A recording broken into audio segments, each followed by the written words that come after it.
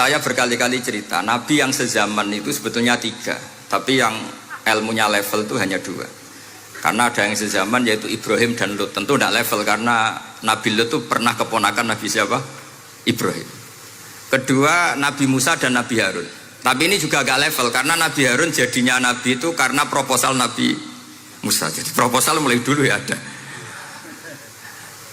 Nah, Nabi Musa kita tahu adalah al-sak. Al-sak itu kalau ngendikan itu lesannya agak cedul.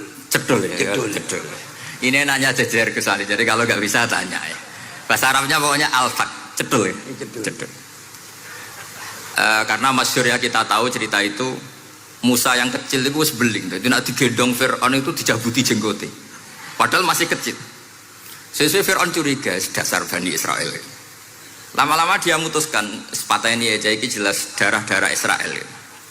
Kita tahu Fir'aun adalah orang Kipti, orang Mesir. Setelah berkali-kali gitu terus tanya gini sama Asia, ini anak ini sudah bisa mikir, memang dasar Bani Israel jadi gak suka orang Kipti. Orang bah cah cilik biasa gak masalah. Sehingga dia terus dites ada jamroh, ada bara api sama apel. Sebetulnya Musa ini sudah tahu mau ngambil apel, tapi kalau dia ngambil apel dibunuh sama Fir'aun berarti bisa membedakan. Akhirnya sama Jibril diarahkan ngambil apa? Api jamroh tadi. Akhirnya agak ditelan terus menjadi lesannya apa? Cedul. Sampai sepuh jadi nabi tetap begitu. Makanya beliau ngendikan Rabbi syrahli sadri wa yassirli amri wahlul 'uqdatam min lisani yafqahu qawli. Terus proposalnya itu tadi waj'alli waziram min ahli Haruna akhi. Sebagian ayat lebih jelas lagi yaitu wa akhi Harun huwa afsahu minni lisanan fa arsilhu ma'iyya rid ayyusaddiqun. Jadi dan saudara saya Harun lebih fasih berbicara daripada saya. Jadi kualitas ilmiahnya bagus Musa tapi jubirnya itu Harun. Ya kira-kira gak Mbah Lim dulu ya? Iya Mbah Lim. Ya kita. Jadi ini saya jubirnya Gus Ali, saya Harun, ini Musa. Maksudnya kaya karena sudah ada nabi. Singkat cerita karena Musa itu agak alsak sehingga Harun ini ya nggak levelnya. Padahal sezaman sehingga ya nggak pernah bantah-bantahan, nggak pernah adu argumen. Yang benar-benar nabi sezaman dan kemudian sering adu argumen adalah Isa dan Yahya. Kita tahu umurnya ya imbang, kualitas al-mazaya wal wada'il juga imbang. Nabi Isa kita tahu wa yukallimun nasa fil mahdi wa kahla. Mulai kecil bisa ngendikan ya sudah pinter.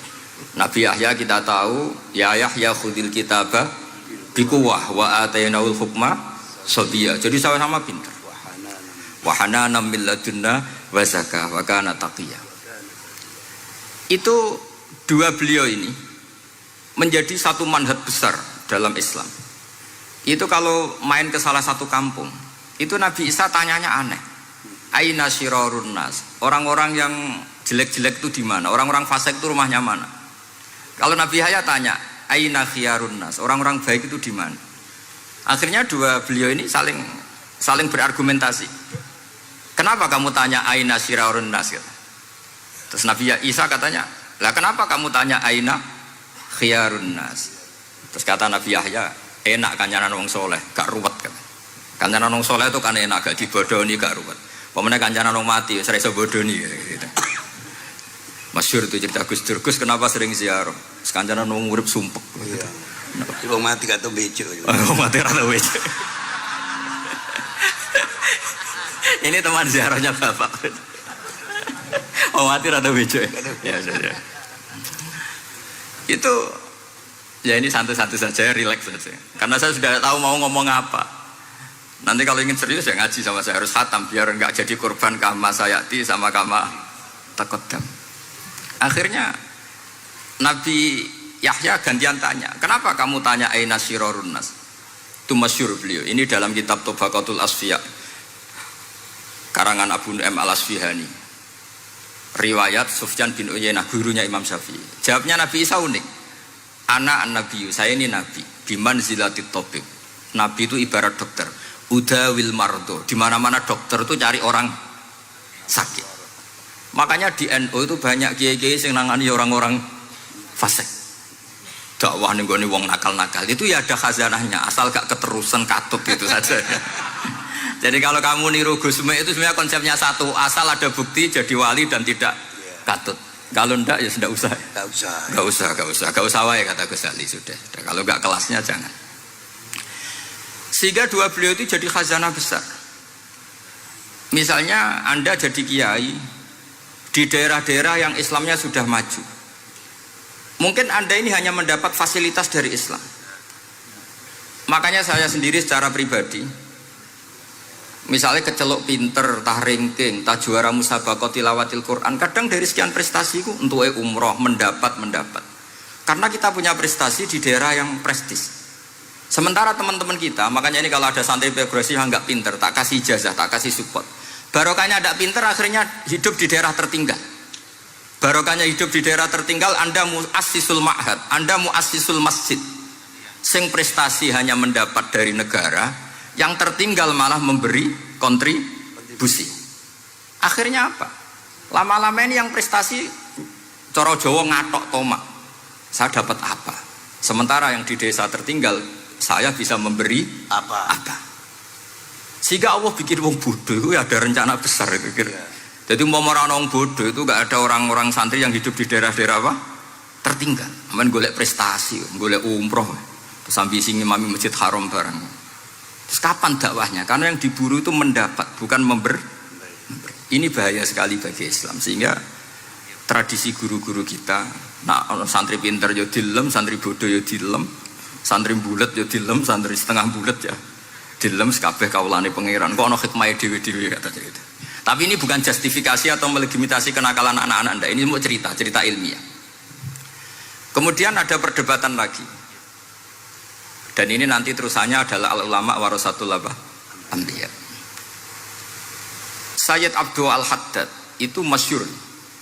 Kalau ada orang sowan ditanya, kiaimu nak mulang tau nangis? Mboten nate. Lereni ngaji mbek wong ngono iku. Atine atos ya. Tapi Abdul Hasan Asyadzili kalau ada orang tamu tanya, kiaimu nak mulang tau guyu? Mboten nate. Lereni wong ra iso syukur gitu. Jadi ini dua kutub besar. Siapa yang nggak tahu kewalian Abdul Hasan Asyadzili? Siapa yang nggak tahu kewalian Sayyid Abdul Al-Haddad? Nah ini kalau Gus Ali sudah dua-duanya, guyu ya sering, nangis ya sering. Ini sudah makomen, ini sudah Majma'ul Bahrain kalau dalam ilmu tasawuf. Dan itu mirip perdebatan Nabi Yahya dan Nabi Isa. Nabi Yahya itu happy, hidupnya happy. Kayak bapak saya itu hidupnya happy. Zaman miskin saja gak pernah susah. Gak pernah susah ya. Bapak saya itu khasnya gak pernah susah. Mau meninggal saja masih guyon sama saya. Mau kapundhut tuh seguyon kan. Dia senang, ya happy saja. Jadi mirip cerita Jalaluddin Ar-Rumi. Beliau mau kapundhut, muridnya nangis semua, marah-marah dia. Kamu murid-murid yang bodoh. Saya ini mau ketemu kasih kamu tangisi. Ayo joget semua. Makanya kalau ada orang mati kok ceria itu karena madzhab Jalaluddin apa? Ar-Rumi. Masyhur itu. Ini malam pengantin saya, kenapa kamu nangis? Makanya jadi mitos kalau mimpi jadi manten tuh mau mati. Karena kalau Jalaluddin Rumi istilahkan kematian itu adalah pengantin. Umar bin Abdul Aziz, salah satu khomisul khulafa masyhur itu. Ketika mau kapundhut orang nangis semua juga dia marah. Memangnya saya mau kemana kok kamu tangisi? Ila khairi madhubin ila khairi rahimin, ila arhamir rahimin. Timbang kumpul kon sumpek. Atok mati katanya.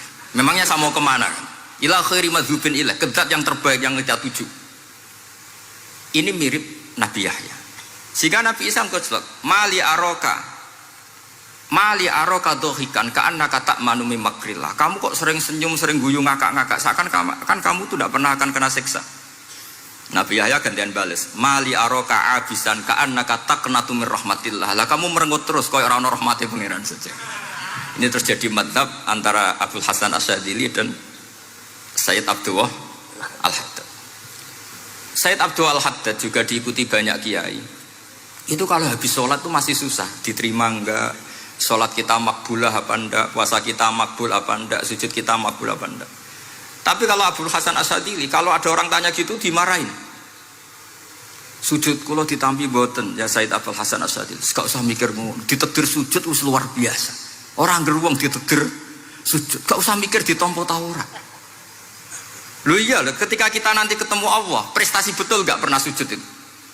Sebagai hamba kita bangga pernah sujud, terus gak penting ditampa ta ora. Bahkan kalau anak-anak muda ini kepengen ditompo niat elek. Ditompo digajar pangeran terus mlebu swarga terus sama bidadari gitu. Jadi muni ditompo tapi pikirannya sudah ngayal macam-macam. Kalau mazhab Abul Hasan Asyadzili tidak.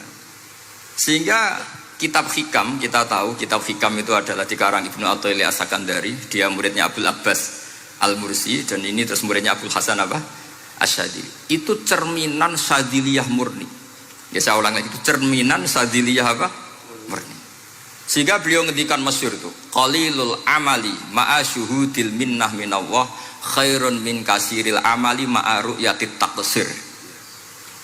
Jadi amal sedikit tapi yakin itu anugerah Allah, lebih baik beramal banyak tapi masih merasa salah karena ra ono syukure. Makanya bapak saya Gus Ali ana wong abangan gelem salat, gak tahu gak disahno sah terus. Ketika ada orang fikih marah-marah tapi rubah gedang, wes rubah gedang lah, wes sah terus. Pokoknya sah terus. Ini sangat-sangat sadili berarti. Ini penting saya utarakan supaya khazanah kita itu tidak pernah habis.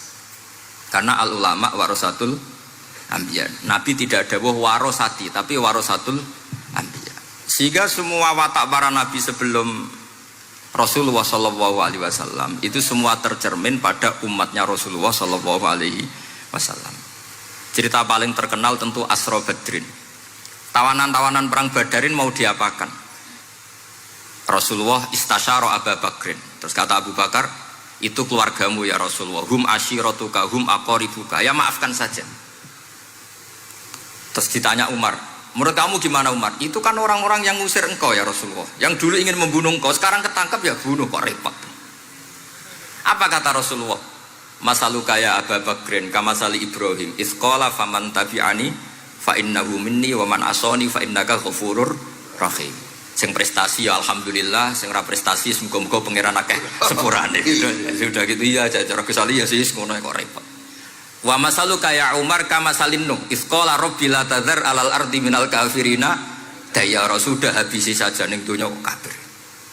Tapi anehnya apa? Rasulullah akhudha bi madzhabi Abi Bakar. Nabi mengambil pendapatnya siapa? Abu Bakar. Karena Nabi kena khitab anit tabi millata Ibrahim Hanifah. Akhirnya terus